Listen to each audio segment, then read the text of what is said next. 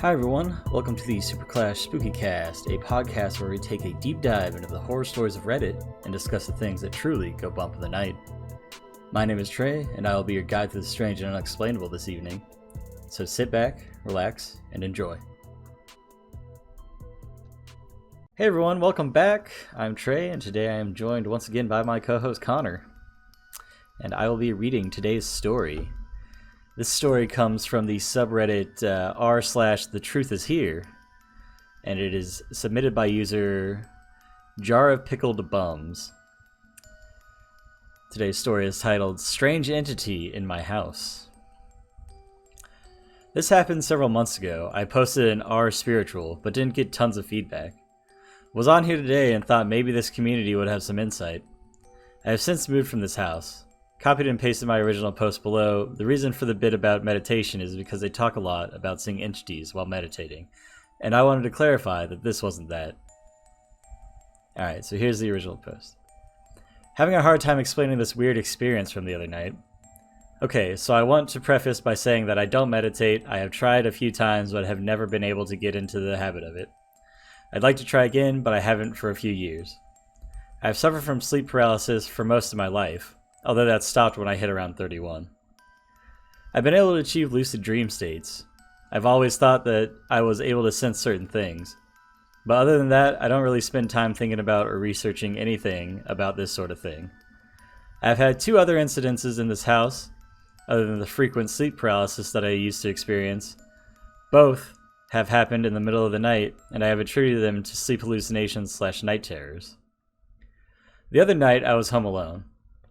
It was only about 6:30, but full dark due to the time of year. I had just gotten out of the shower. I was a little uneasy in the shower because I don't like showering at night when I'm home alone. I just have an anxiety that that someone could break in due to my parents' work schedule, and I'm home alone most nights and sometimes get uneasy. Anyways, so I got out of the shower and decided I wanted to make some cookies. I had been stuck home sick for a few days and was starting to feel better, and wanted something sweet. I was standing at my kitchen island, about to measure out the butter. My living area is an open plan, so from my island I can see the entire living room, and directly across from my spot at the island, my cat was curled up in his bed at the far living room wall. I was just looking down at the butter, about to cut into it, when all of a sudden I heard and felt this weird sound.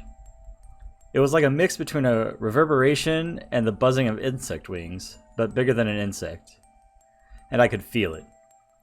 It's really hard to explain, but the sound filled the room in a really weird way that I felt down to my bones. I looked up in alarm, and in the passageway between the island and the living room section, I saw this black shadow zoom past really fast towards the dining room, and then sort of saw/felt it zoom around behind me. It wasn't large or shaped like a human. It was around chest height and just sort of formless, like a black blur. I honestly would have convinced myself that I had imagined this, but my cat, who was right in my line of sight, sat up and tracked the blur thing as well. I saw his pupils get big the way cats do when they see something moving swiftly. As this was happening, the buzzing sound/feeling got more intense, and I had a moment where I just thought, oh, shit, this is happening. What I don't know, but I remember thinking that clearly. And then, as soon as it happened, it was just gone. Like I felt fully alone again, other than my cat. Now, I was really spooked out and alarmed, but I never felt true dread or terror. And when it was over, I really felt like whatever it was gone from the room. Afterwards, my cat was looking towards the back area of the house for a bit. And then he seemed slightly uneasy, but not actively alarmed. After about 10 minutes, he went back to sleep, albeit not the fully liquid, relaxed state that he had been in before. I'm hoping someone here might have a possible explanation to what happened. To me, it felt like there was an entity of some kind that was here. If something had got into me, I'd like to think I would know. I've since gotten myself quite spooked out about it, and I'm nervous for Monday when I'll be home alone again. I know negative feelings are not something I should engage with, but it's easier said than done. That's the story, guys.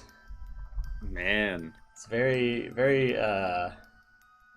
it's creepy when, like, your pets see something. Like, I know all the time, like, my dog will, like, be relaxed and then just, like, alert and, like, looking into, like, a dark hallway or something. And I'm always just kind of like, Oh. What the fuck are you looking at? Like, what the fuck's over there? It's so hard with cats and dogs because like half the time they react to nothing.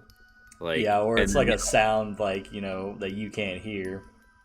yeah, and the other half they they'll react genuinely.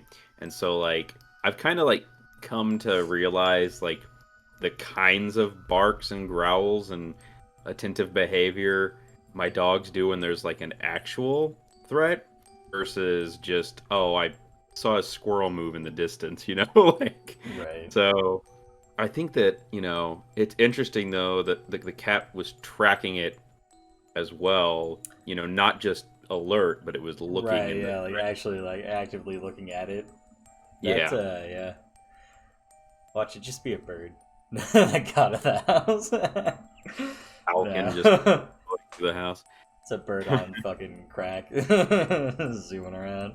Yeah, I mean, I don't really know how. I haven't heard of a story about like a large like buzzing or rumbling or anything like that before. Like, Yeah, I know there's some place in the country where they say that they can hear and feel like this deep rumbling all the time. I don't exactly remember where it is, but I know like a lot of people can't hear it, but some people do, and it like causes them to like not be able to sleep, and just like yeah, really fucks up their rhythm. there's a Um, certain tone that makes you yeah. uneasy, and like the Paranormal Activity movies use it Hmm. during the quiet scenes. They'll play like this low rumble, and it makes you really uneasy. Yeah, but for that to just like naturally occur like that, that's Hmm. crazy. Um, It it made me think though. I actually just recently saw this video where they were trying to break down what a T-Rex would actually sound like. And according to them, it would be like a very, very low rumbling that you could feel for possibly miles. Damn, dude. And that's the scary part. Like, can you imagine just like feeling just Oh like my this god, dude, that'd rumbling be and yeah, like it'd be hearing it crazy. like, oh, just it sneaking up on It's you, like you it's know? like a noise and a feeling that would just like make you stop dead in your tracks and just look around and be like, I shouldn't be here, or I need to leave.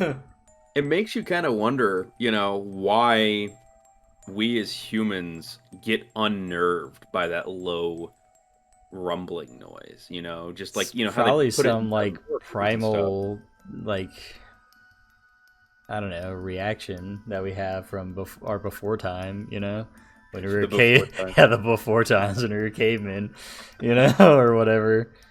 Like just some defense mechanism that we've built up. Told us to be on edge if you hear the rumble. Mm. I The noise kind of reminds me. I was telling my coworkers this story the other day, but there was a time when we lived in our old subdivision, and it was like Halloween night, and I remember, I think it was me, you, and your other buddy Austin, Mm. and the three of us are like walking through the subdivision, and like at this time, part of our that subdivision hadn't been fully developed, so like there was a lot of ranch land around it, and then like a lot of lots that had been cleared for like foundation later. And I remember us hearing like this growl or this howl come from the woods, like deep in the woods, and it wasn't like a coyote or anything, because like those are more like high pitched, but this was like kind of a lower rumble. And I just Hmm. remember the three of us just like bolting and like running like a block and a half back to your house, where we like ran in the back door and like slammed the door, and we're like, nobody go outside, like there's some weird shit happening. I don't know if you remember that. I do, I do. I think I just chalked it up to it being like a bull or something because Oh there were yeah, like that's true, there were bulls in bulls that and stuff. field, Yeah. and I figure that maybe they would make a noise similar to that, but like, Right. I'm not certain. Yeah, who knows? I mean, like I've heard like bulls before, and Even I'm not still, saying it though, wasn't that, or maybe it was I, a combination of a bull and a coyote howling at the same time. Who knows? I just I remember it made me uneasy, and it was like we were all silently in agreement that it was time to leave that place. And honestly, there was always something eerie about that neighborhood at night when it was just like a few street lights and you would Yeah, look all the way down to the end of the street where the woods was. And I always got a little like uneasy, and if I was walking the dog at night or something, I'd kind of like pick up my pace. right. Um, Yeah, I yeah. didn't There were want to have my definitely. back towards the woods. Yeah, I think that because it was surrounded by ranch land that went on for miles, um, like it kind of just gives you that feeling of isolation, even though like the town that we were in was like is pretty heavily populated. But Hmm. like that one section of it was definitely like kind of close to like backwoods creepy type Yeah, stuff, you know. Um, definitely. but yeah, those are some fun times from our childhood. But I think that's going to do it for us tonight.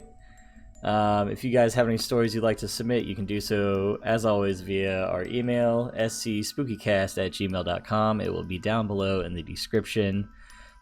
Don't forget to go buy some of our merch. It really helps support us. Also, follow us on Twitter. Go subscribe to the channel, like this video. If you're watching it, if it's on Spotify, please give it 5 stars. But we hope you have a safe and spooky night, and we'll catch you guys on the next one.